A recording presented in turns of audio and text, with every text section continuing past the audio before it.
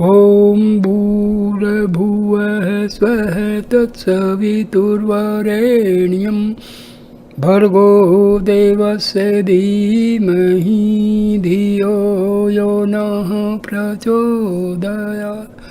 Om Shanti शांतिः।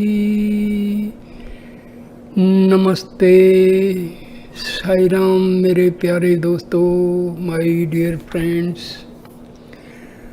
Today I am going to give you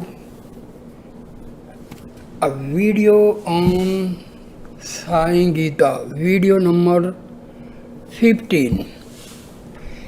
In the last video, the last paragraph, Baba was explaining was about truthfulness. So he said, in the beginning, by adhering to truth, you may be put to a lot of trouble. In spite of the trouble you encounter, if you pursue the path of only telling the truth, eventually this truthful nature will fill you with joy and happiness and give you success in all your endeavors. Therefore, it was to promote the happiness and welfare of mankind that in the Gita, Krishna taught that one should always be truthful. He proclaimed that truth was life's royal road and that the path of truth was the only way to foster right conduct in society. Now, Dharma is changeless, but its practice changes in each age. Sometimes it has been said that righteousness has declined and that the Dharma has diminished. But that is not correct. Dharma is based on truth. Truth is absolute. It can never undergo change or be diminished. However, in any particular age, the practice of Dharma may undergo change. God incarnated as Krishna not to re-establish Dharma but to re-establish the practice of Dharma. Dharma never left, nor did it ever change, but it was out of use. The seven facets of Dharma have been present in all the past ages. However, each age has had practices most appropriate to that age. For instance, in ancient times, when spiritual awareness was very high, the appropriate spiritual practice was meditation. In the age in which Rama incarnated, the most appropriate practice was penance and sacrifice. In the Krishna era, the practice was ritual and ceremonial worship. And in the past 5,000 years of this present materialistic age, in which spiritual consciousness is at a low ebb around the world, the chanting of the holy name is the most appropriate practice. But just as in the earlier ages, there were also many believers who practiced the repetition of mantra evoking the name of God, so also in this age there are people who take to meditation.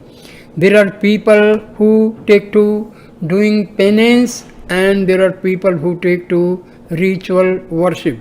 But the principal practices depend upon the general character and mood of the times. Different practices give different forms, so to speak, to dharma. but the inner flow of dharma is always the same. Truth will never change. Truth is always one, never two. In all the three times, past, present, and future, in all the three worlds, earth, heaven, and the nether world, in all the three states, waking, dream, and deep sleep, and in all the three worldly qualities, passivity, activity, and equilibrium, truth is always one. Since truth is one and the very basis of dharma, dharma cannot change. It never wavers or undergoes any modification, but duty and practice will undergo intermittent change. For example, take a person who is doing a job. How long will this job be his duty? Until he retires from that particular job. Until then, he goes to the office every day. Once he retires, his duty changes. After retirement, he might get involved in doing business. Then he says that pursuing his business is his duty. In doing business, he may be tempted to gain some extra profit by taking to underhanded methods. He may try to earn money through lying and cheating. Even though he may have now taken to lying and cheating in order to earn money, he will still consider the work he is doing as his occupation and his duty. When so many changes can come about in duty, how can it be described as dharma? These changing activities that occupy your time in the interest of providing for your living needs cannot automatically be described as dharma. Duty becomes dharma when it shines with the virtues that make up the facets of dharma. Not harming others is dharma. There is a simple meaning to the word dharma. All those actions which do not come in the way of others, which do not impinge on the freedom of others, can be described as dharma. Here is a small example for this.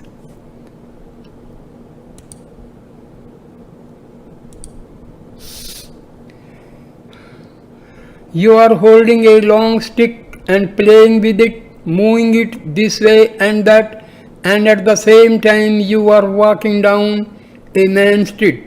This street is a busy public thoroughfare. You may feel, I have every right to move wherever I want. Well, if this is your right, then the person who is coming in the opposite direction has every right to save himself from being hit by your stick. You are indulging in an activity which is likely to put other people walking on the street in danger. However, correct conduct expects you to act so that you do not interfere with the freedom of other people walking on the same road. If you can conduct yourself in a way that is not detrimental to others or that does not impinge on their freedom, then you are behaving according to dharma. Later, we will take up Krishna's teachings in which he points out that merely refraining from doing harm is not enough. You should also be friendly and compassionate to all beings, but if at the very least everyone to consider it their duty to conduct themselves without causing any harm to others, then there would be peace, prosperity, and joy aplenty in the world. Acting in this way is your real duty, a duty which has to be performed for the sake of setting an example to others and for upholding the essential ideals of dharma.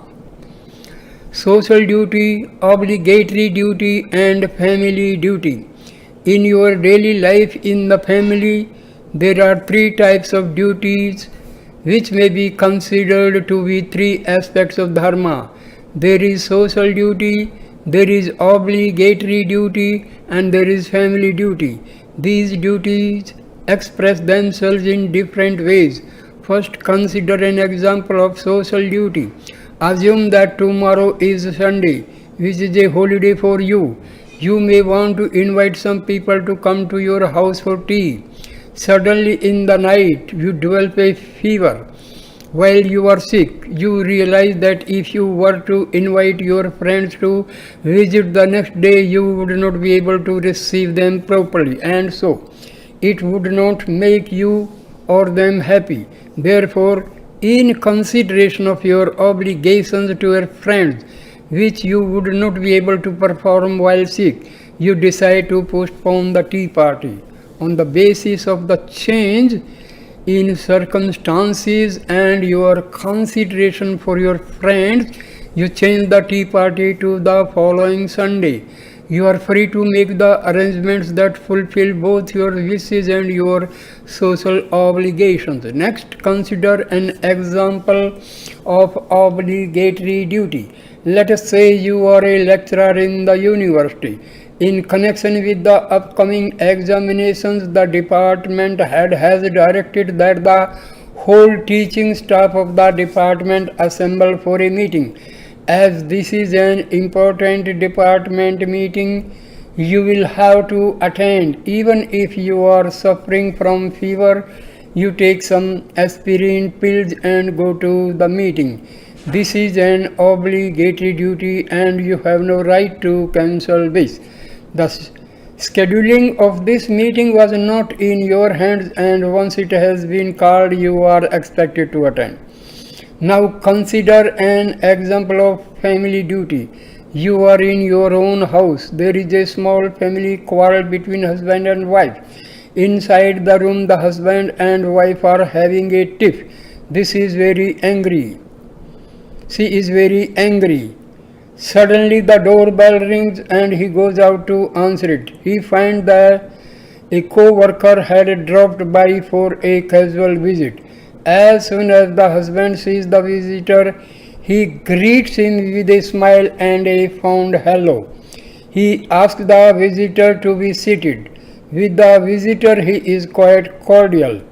When he enters the bedroom and tells his wife of the visitor and finds that she is still very angry with him, he may resume his stern tone. But as soon as he goes into the other room to meet the colleague who has come by, he carries on with his friendly conversation. It is his duty to protect the good name of his family by conducting himself in such a way that an outsider would not know that he had quarreled with his wife. If a person who is angry with his wife inside the bedroom comes out into the living room and irritatedly asks the visitor to leave the house, then the guest will be appalled. It is important to see to it that the secrets and confidence of the family are not thrown out into the street. This is an important duty of a family man. He must be very vigilant to protect the honor of his family. If by his indiscretion the family honor is destroyed, then there will be no happiness for him or his family throughout their lives. Sense control is the key to doing your duty properly. To protect the good name of your family, you must remain alert and aware of others' needs. This requires sense control. If you do not have sense control, as was explained in a previous chapter, you become arrogant. One who is arrogant and devoid of sense control is nothing but a demon. If you want to practice and protect dharma, you have to develop sense control. For everything worthwhile in life, sense control is very important. Krishna said to Arjuna, Arjuna, be a wise man and have complete control over your senses. Do not obey the fickle cravings of your senses. The senses must be under your control. You should not become a slave of your senses. Make them your slave. Be their master. It is only when you have mastered the senses that you will have earned the right to be close to the one who is the originator of all the senses and has complete dominion over them. In the second chapter of the Gita, all the qualities of a wise man have been explained. Of all these qualities, sense control is one of the most important. In this chapter, we have been exploring some different aspects of Dharma which can be seen like the rays of the sun to have 7 colors or facets. As has been pointed out at the beginning, this sunlight of Dharma contains the rays of truth, character, righteous behavior, sense control, penance, renunciation, and non-violence. You must make all of these your own. Try to understand the meaning of these Gita teachings and practice them in your daily life. It is Swami's wish that when you have taken so much interest in studying these teachings, that you should also evince the same degree of interest in practicing their meaning and thereby acquire all the good qualities that are conveyed by them. Kindness and compassion, the mark of a true human being. Love all, do not harbor enmity or hatred towards any being. The divinity in all its fullness resides in the heart of every being. This is the basic teaching of the Gita. Embodiments of love. Whenever you hate someone, it is really God whom you are hating, for God is installed in every being. Whenever you criticize or admonish someone, it is the very Lord whom you worship that you are criticizing or reviling. The same Lord is the resident of all hearts. This awareness of the divine essence in every being is the basis of the teachings of universal brotherhood that have been given in the scriptures of India since ancient times. The unity of the self, the one Atma existing everywhere. The Gita proclaims that the divinity is present everywhere and in everyone as the all-pervading reality we call God. But the Gita declares an even higher stage than this. It teaches not only that God is everywhere, but that the inner truth behind the I that you refer to when speaking of yourself is your immortal self, your highest self, one and the same with God. And that highest self in you is also the highest self of everyone. It is the Atma, one with the divinity. In essence, you and everyone and everything are God. Therefore, in addition to teaching the unity of God expressed through universal brotherhood, the Gita also teaches the unity of the Atma, the one self existing everywhere. The Gita shows that the Atma, which exists as the true self in you, exists as the same self in all other human beings and in animals and birds and every other kind of being as well. Just as the Gita instructs you to regard happiness and misery as equal, so also it instructs you to recognize the one Atma as existing equally in all beings, whether they are humans, animals, or plants. You must have the conviction that right from microscopic creatures and insects up to the Creator, the same divinity exists uniformly everywhere. That is why a great poet, brimming with devotion, sang, "O Lord, you have been living in the ant as well as in the Creator. You have come as Krishna and Rama, but truly you live in every form. I see you everywhere in every being I encounter." harmonization of thought, word, and deed. Today, human nature is such that when you see some ants and roaches, you don't mind killing them. At the same time, when you go into a temple and see an image of one of the forms of God, you pay homage to it. You act differently in the two situations. Even when you know and profess that the one God is present everywhere, saying one thing and doing the opposite is a common disease of humanity today.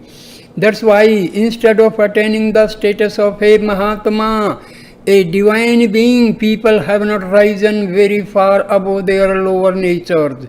The Gita teaches truth in action, which is the harmonization of thought, word, and deed. This is the real mark of a human being. It is in this way that you manifest your divine nature in everyday life. Develop your faith and see the same divinity existing in every living being. Spread your love, which is the very essence of your divine nature and the divine nature of all living beings. Look upon every person with compassion and love. Unless you adopt this approach in your dealings with others, all your spiritual exercises will just be a waste. Worshipping God while harming your fellow human beings can never take you to your goal.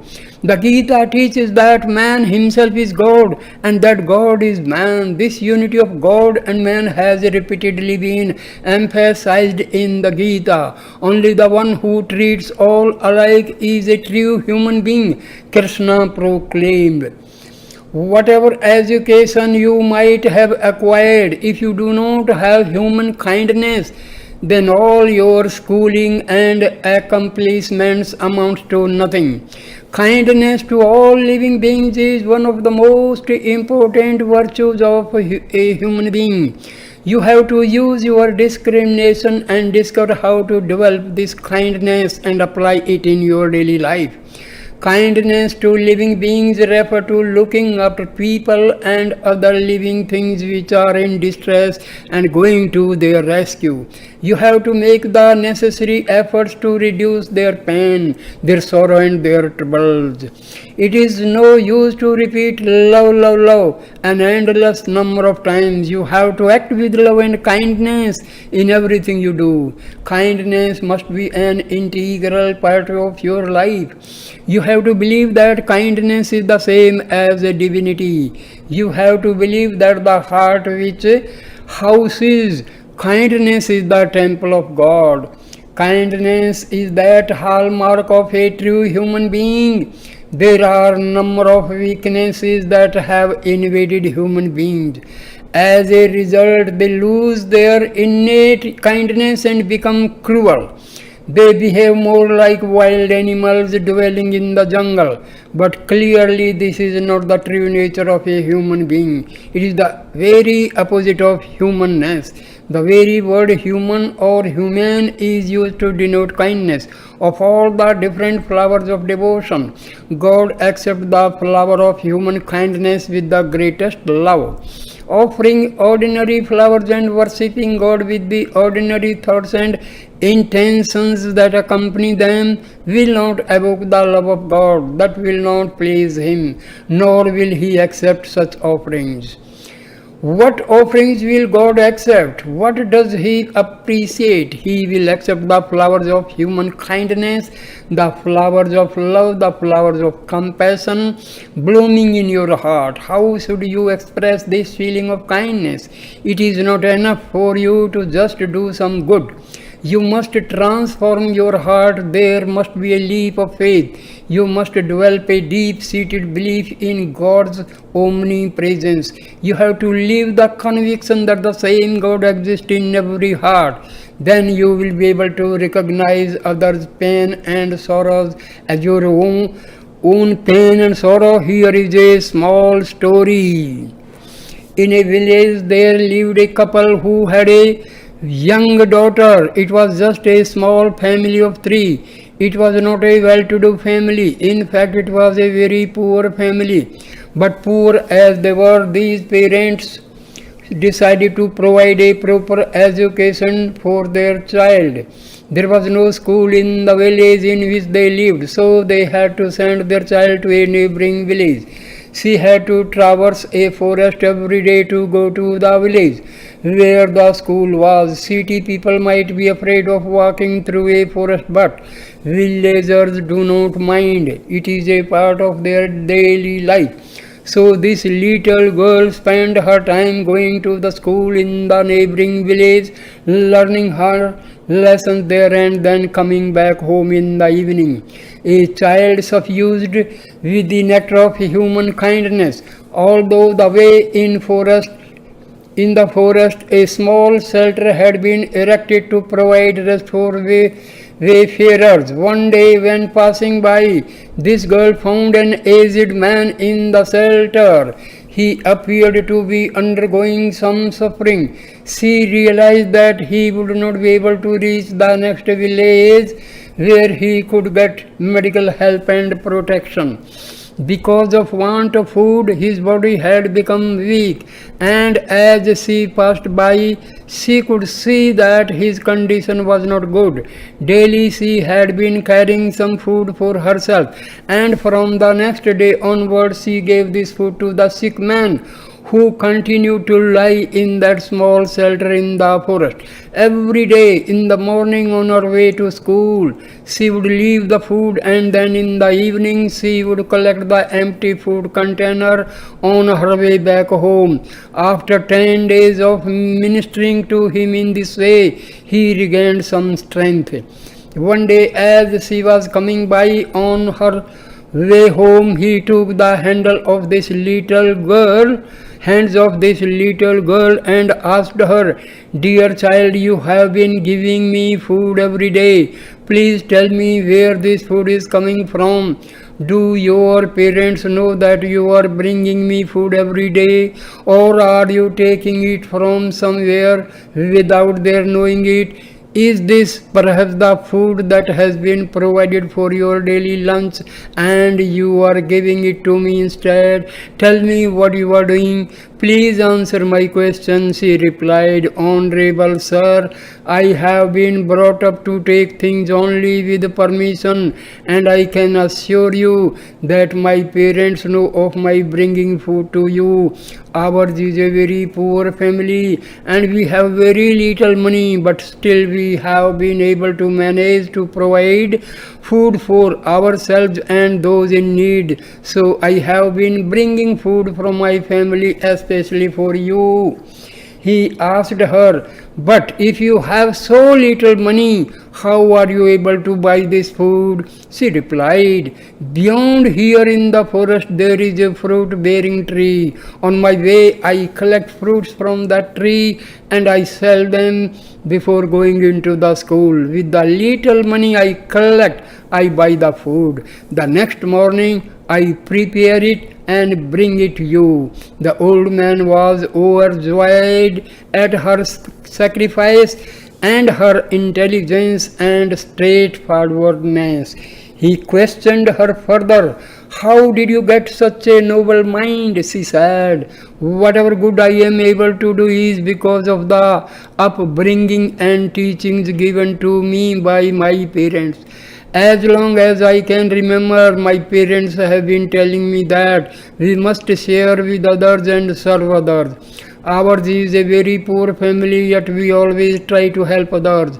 We feel very blessed when we have the chance to do so.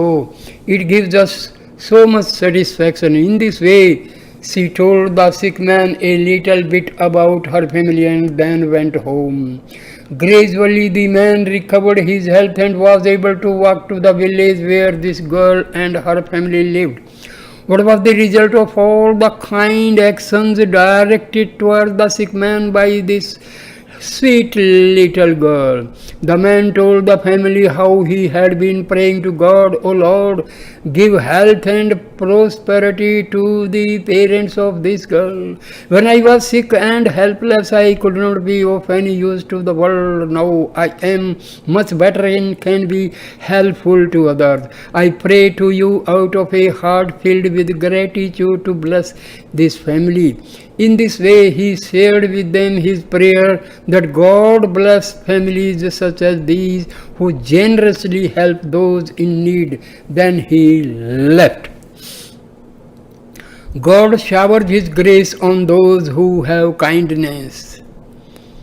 Whatever this girl did in this way of kindness, she never expected any reward for her actions.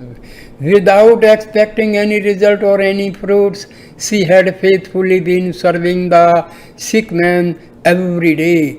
Now God showered His benevolent grace on her.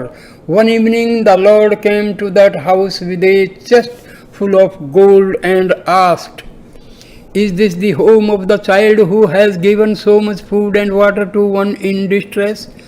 The Lord continued, "It was I who assumed the form of the sick man who languished in that shelter until your little girl came and took care of me.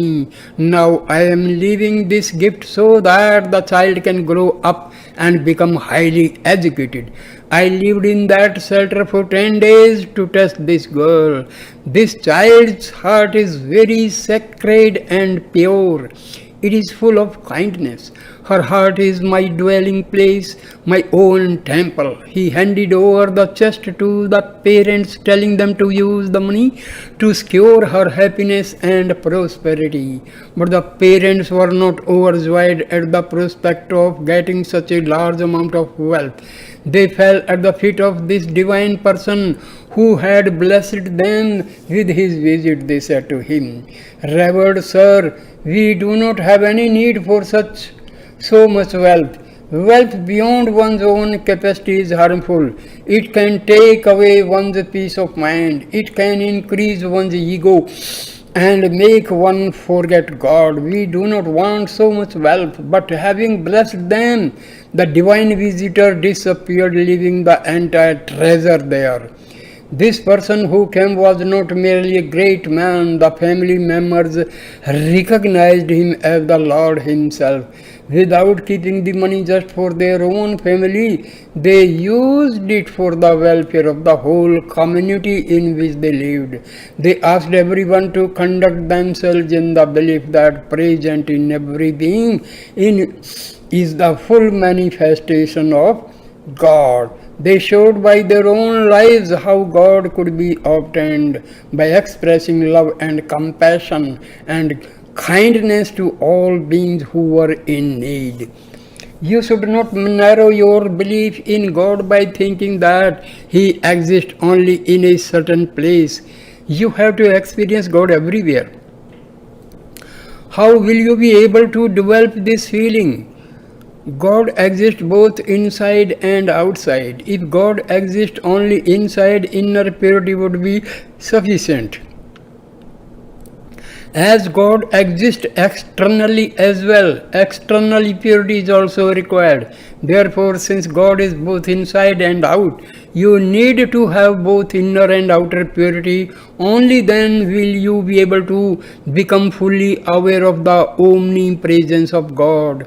Inner and outer purity.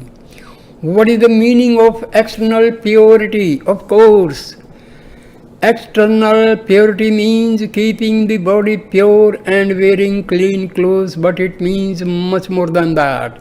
The place where you live must be kept clean. The books which you read also must be clean and wholesome. Be it your body or your mind, you should not allow dirt and bad qualities to accumulate. The statement that you should take a daily bath means that every impurity in body and mind has to be cleansed. Where dirt accumulates, germs will gather and bring on disease. Therefore, do not allow impurities of any kind to remain on you. Every day in the morning you should brush your teeth and also clean your tongue. Let there be no impurity in the main entrance. Whenever there is some dirty water outside, mosquitoes, worms, and undesirable bacteria will soon fester. In the same way, wherever there is some dirt in your body, all the germs and insects are likely to accumulate. Not merely that, in the surroundings of your house, you have to keep everything clean. There is a saying, look at the house and you will know its resident. In other words, the cleanliness of the house is a reflection of the cleanliness of the indweller of that house. This principle of cleanliness is meant for your own good, whether it be the house or its surroundings. If everything is kept clean, you will be happy. You have to keep yourself and everything around you clean and orderly in order to enjoy good health. When you have good health, you will remain happy. You may have only 2 sets of clothes, but when you wear one, you should make sure that the other is clean. Then afterwards you can wear the second set, cleaning the first. Actually, there is no need even for having 2 sets of clothes. Just the one may be worn every day as long as you keep it clean. Whatever you have must be kept clean. Do not allow yourself to become dirty. But just cleaning the exterior and wearing clean clothes while keeping the heart impure is not of much use. You have to make every effort to achieve inner purity as well. For this purpose, you need to keep all your thoughts and feelings sacred. Let your thoughts be directed toward the service of others. Do not allow jealousy or hatred to enter into you. Always try to develop feelings which are full of joy. There is no need to bother yourself unnecessarily about others' affairs. Just always think good of others. In this context, the ancient teachings declare, let the whole world be happy. To promote universal joy and well-being is the basis of the spiritual teachings and the object of all spiritual practice. Therefore, the sacred name of God should be continuously contemplated upon so that it purifies your heart.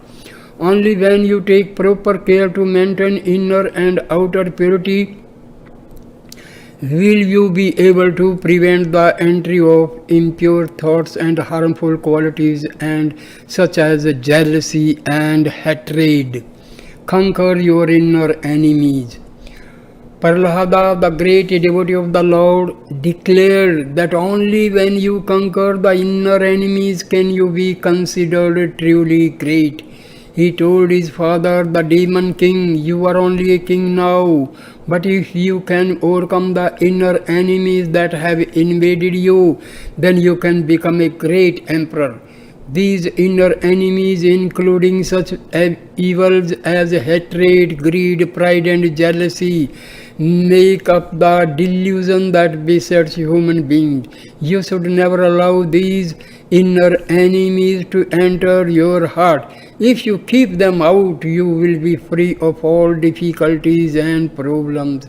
To achieve that, you must treat joy and sorrow, profit and loss, heat and cold as all the same. When you develop such equanimity, these inner enemies will not touch you. But it will be difficult to treat joy and sorrow, misery and happiness as equal unless you are firmly established in the belief that God is dwelling in every heart. When you recognize that, then all the pairs of opposites will have been conquered and they can no longer disturb your equanimity. Then you will be immersed in divine grace, and no matter how unfavorable may have been your fate, the hand of destiny can no longer touch you. When you have the firm belief that the same divinity exists in every heart, then every obstacle is overcome. When you have full faith in the indwelling divinity, then anything and everything becomes yours. That faith is the key. It is the very root of spiritual life. Catch hold of that. That is your goal. If you need to fell a tree, it is not necessary to first cut away all the branches and leaves. Cut the trunk and the whole tree comes down. Once you gain hold of the divinity, everything comes under your control. To do the welfare of others suffuses your every action of your life. And also you must develop both inner and outer purity, keeping both body and mind sparkling clean. Only then you will be able to recognize the divinity that is ever present everywhere. You need to realize that when in your devotion you pray to God and offer Him your obeisance, it is the same God who is dwelling in every heart.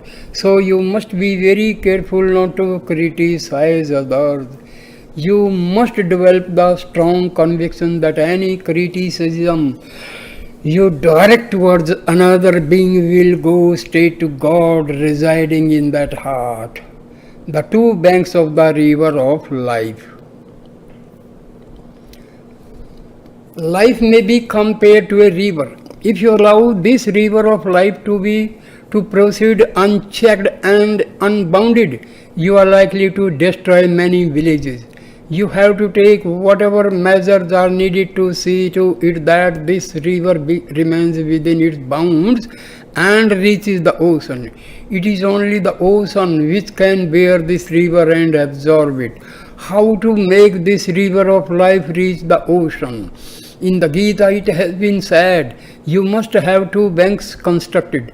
When the river has two banks, it can safely go on and reach the ocean.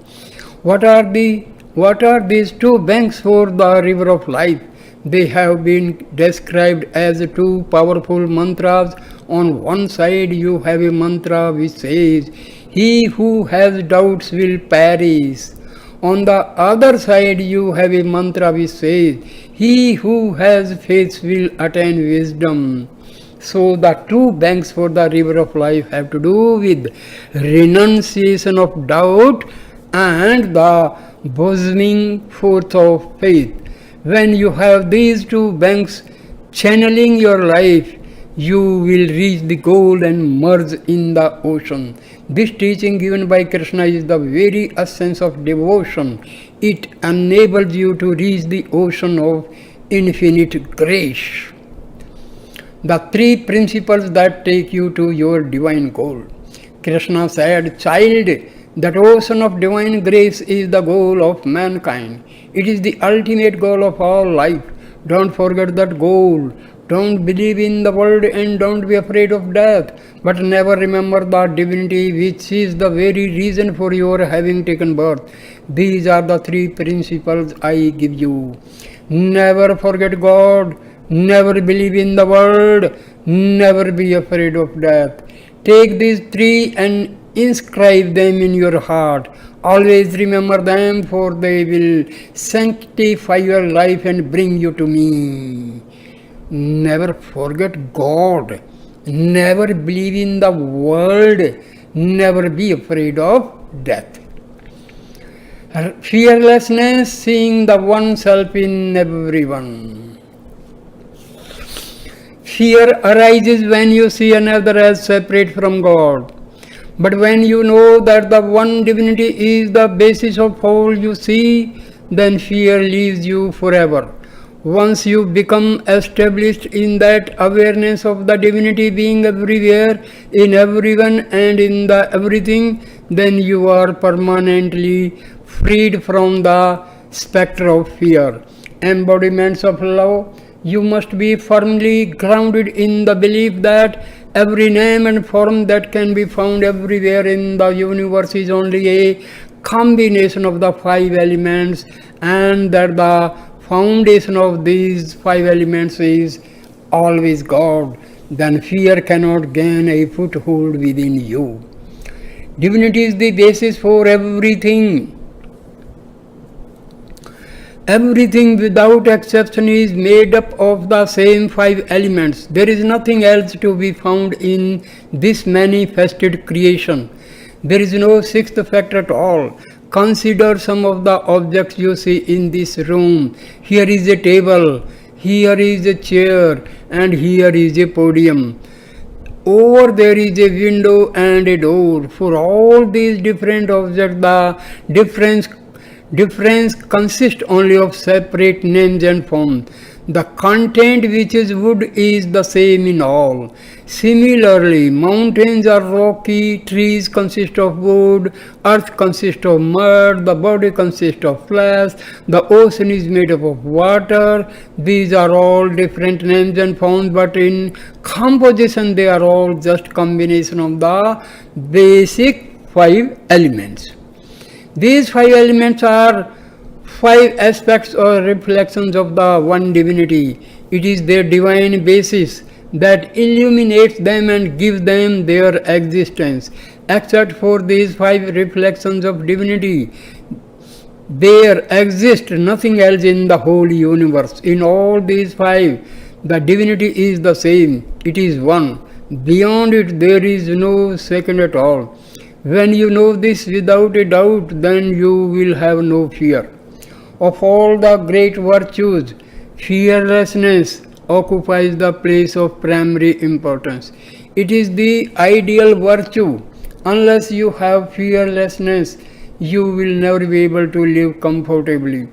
Be it in the secular field, in the battle of life in the world, or be it in your struggles in the realm of the spirit, you must never leave room for fear to creep in. It should find no place in your life. When you are obsessed with fear, you will become extremely timid. You will not be able to accomplish even the smallest job. When you are filled with fear, you cannot shine in the world. Therefore, the Gita taught that you must become totally fearless. Fearlessness is beyond body consciousness. Fearlessness is not just the absence of fear. Both fear and the absence of fear are associated with body consciousness.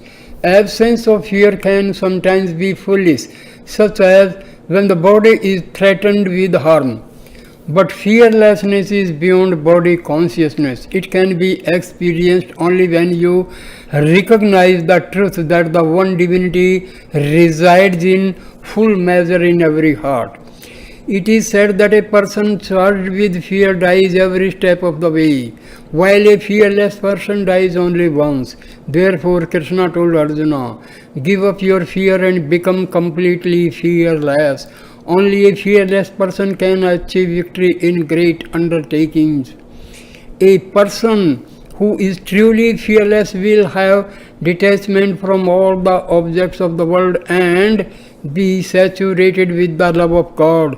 On the other hand, one who is egoistic about his body and his worldly accomplishments will be charged with fear.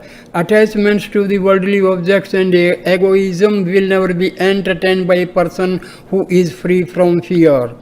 In the epics, you will find the story of a demon king who was charged with fear, whereas his sons were completely fearless. The king had placed his trust in the world. The son Prahlada had placed his trust in God.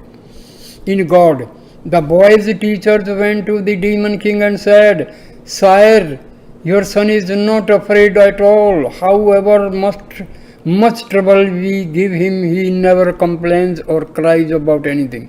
Rather than shedding even a single tear out of personal hurt, he constantly praises the Lord and sings endlessly of the Lord's glory and magnificence. Why was the boy free of fear? It was because he had the firm faith that there was nothing else in the world except God. This conviction endowed him with unshakable fearlessness. In another ancient classic, we find a guru commending his disciple on his fearlessness. The teacher said to his disciple, Janaka, who was a great emperor and yogi, I am very pleased with you. You are now totally freed from fear and you need never again worry about anything. You have kept your heart entirely absorbed in the Lord. You are existing only as an instrument of God in the world, serving Him in everything you do. You have no attachments at all to the objects of the world. You believe that everything in the world has the form of God and is imbued with divinity. Wherever you look, you see only unity in the diversity that others see. This awareness has made you totally fearless.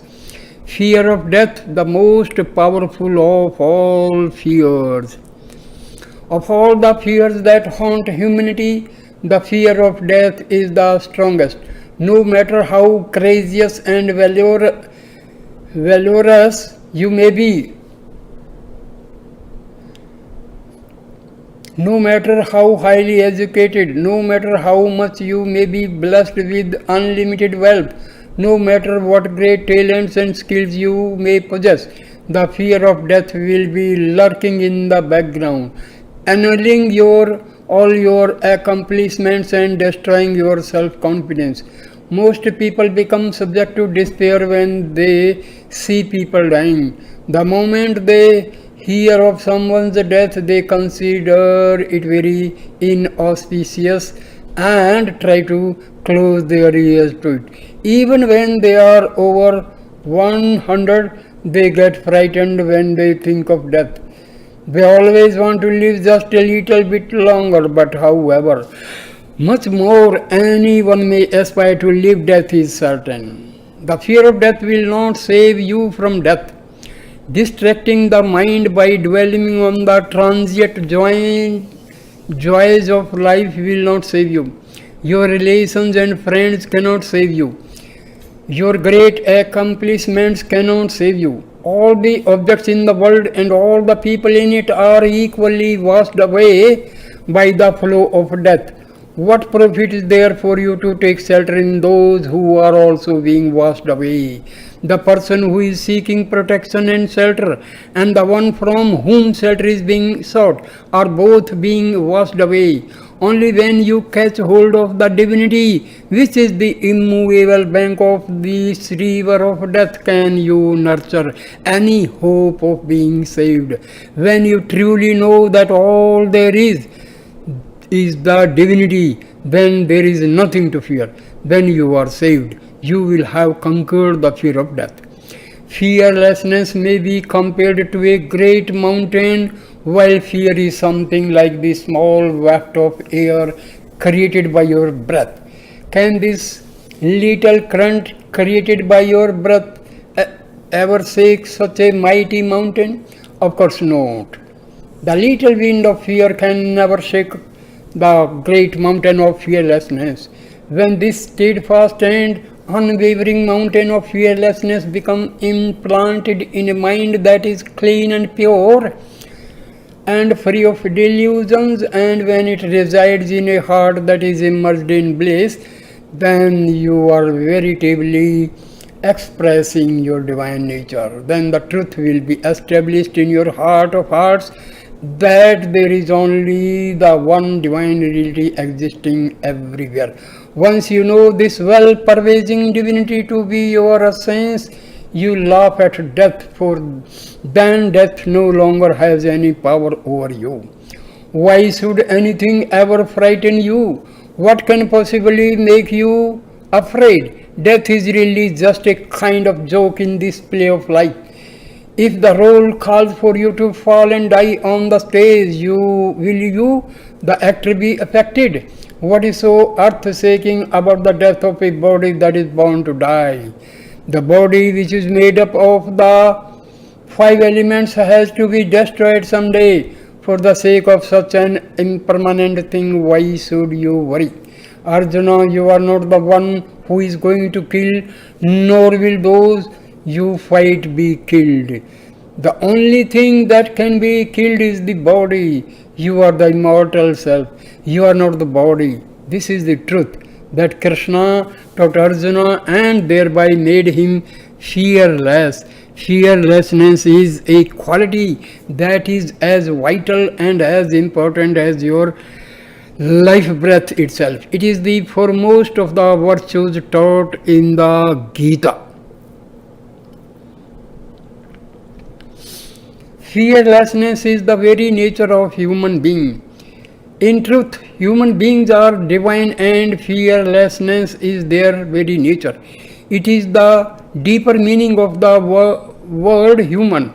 Human refers to your divine essence. Here is a story to illustrate how human beings are not living up to their divine nature, but in their actions have become worse than animals. Once there was a fearsome forest, and living in this forest there were a large number of animals. In most forests where there are lions, there will be no elephants, and if there are elephants roaming about, then there will not be any lion. But in this forest there were all types of animals: lions, elephants, jackals, dogs, donkeys. The whole animal kingdom was present there. One day a clever fox thought to himself, human beings boast that there is something special and unique about human nature. They say that it is extremely rare and difficult to attain life as a human being. But human beings are born the same way that we animals are born. All these beings are born from the womb of a mother. The question is, why are we all lumped together and called animals, while human beings are singled out and called humans? In what way are we inferior to them? The fox weighed all the various arguments and counter arguments to this question that was perplexing him, and he resolved to prove that there was no distinction between humans and animals. From that day onwards, he started airing this problem to all the denizens of the forest. He sought out their animals and said, "Why should we accept the present state of affairs? People are considering animals' life as inferior to human life. We should take steps to reverse this erroneous belief." In this way, he began to encourage all the animals living there to think about this issue and get excited about it. He showed how these false beliefs had been taught and accepted by all the animals, even by the mighty elephant who was stronger than anyone, and the dauntless lion who was their king. The grand meeting of all the animals. The fox resolved to have a very big meeting of all the animals to discuss these points and frame some resolutions on which they could universally agree. The name proposed for this meeting was the Great Gathering of the Four-Footed Ones. It was decided that on a particular day at a particular time, all of them would come together in a big open area and assemble for this special meeting.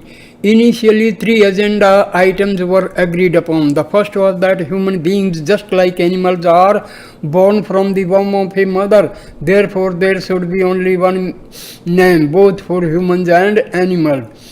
Either humans should be called animals or animals should be called humans. But there should not be 2 different names and 2 different titles. That was the first resolution they wanted to pass at the meeting. The second agenda item was that animals had been called unwise, while humans claimed to be endowed with the wisdom. But animals should not accept this. In what way do humans have superior wisdom to the animals?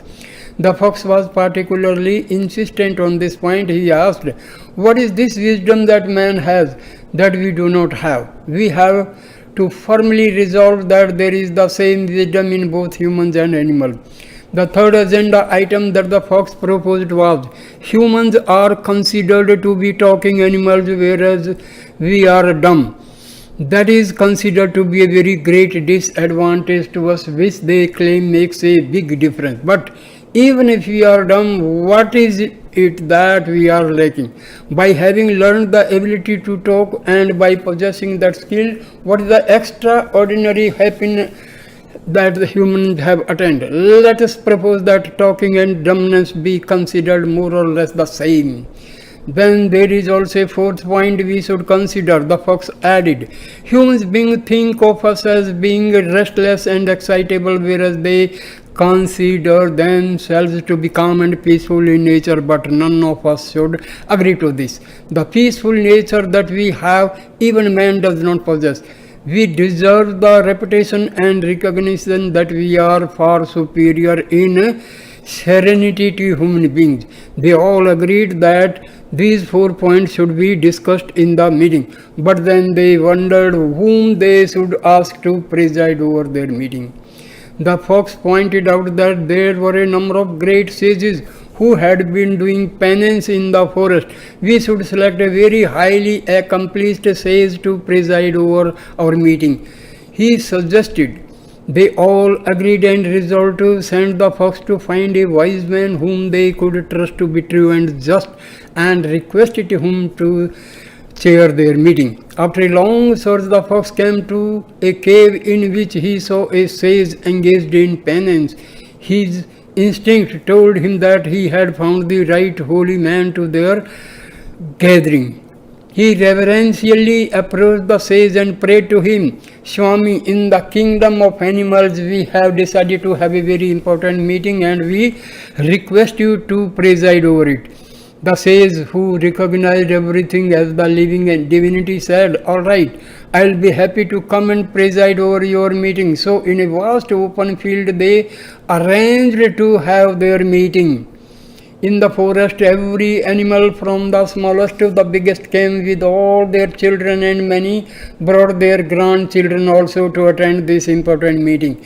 They were all in very high spirits and extremely happy to take part in such a grand meeting, and they all showed a great deal of respect for their president.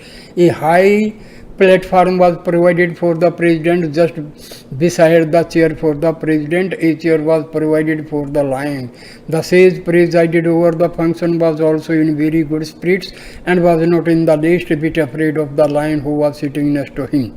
This sage recognized the existence of God in every living being. Therefore, he was full of fearlessness. Once all of the animals were seated, there was a need for properly welcoming the august assembly. The secretary for this great meeting was the fox. The fox began his welcoming address. Revered President, Your Excellency the King, honored minister, dear brothers and sisters, this day is a day which will be written in golden letters in the annals of this great forest and all its denizens. This is an unforgettable day which will never be forgotten in the whole animal kingdom. For today we will achieve a grand success in this most important meetings for which we have all assembled.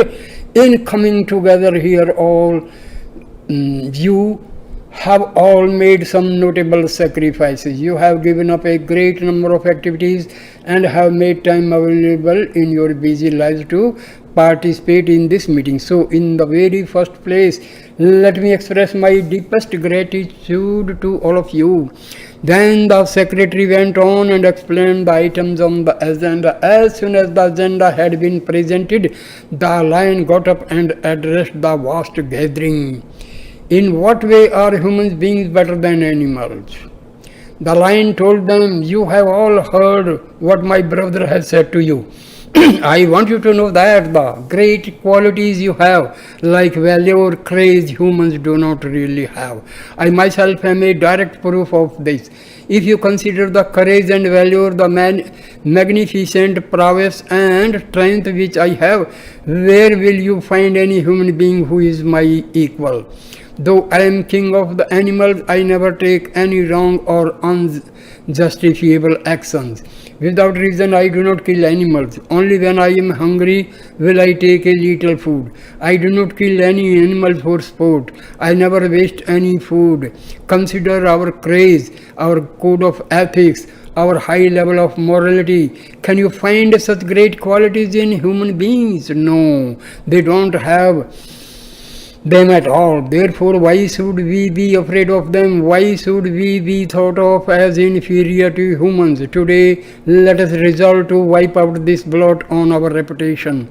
When the lion finished his address, there was an uproarious cheer and the applause resounded throughout the entire forest.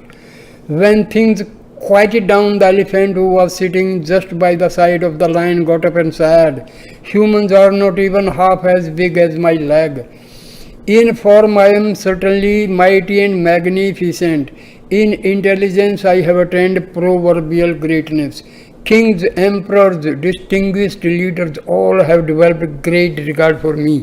If ever a coronation was to be performed and I were not there, it would have to be postponed. When I am so great, how can you say that humans are superior to me?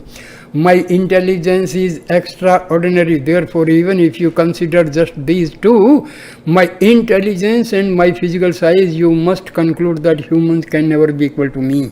Again, the audience cheered their agreement. The fox got up and said, "The lion, our illustrious king, has just talked to you, and the big elephant, our distinguished minister, has also spoken his mind. Now we would like to invite a representative of the smaller animals to come and address." All this pointed dog, who had strayed into the forest and who had many experiences with human beings, was asked to speak to the gathering.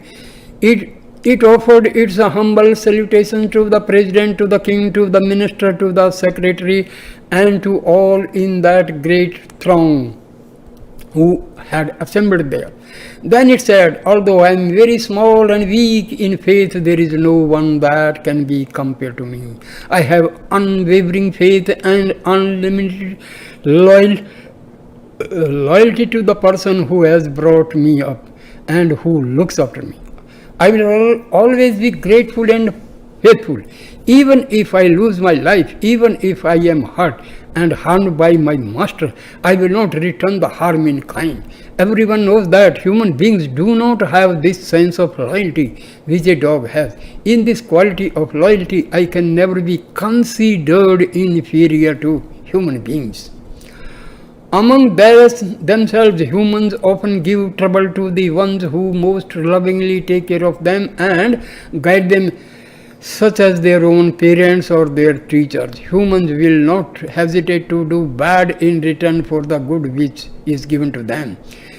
They will criticize and concoct schemes to deceive and hurt the very ones who have looked after them so carefully.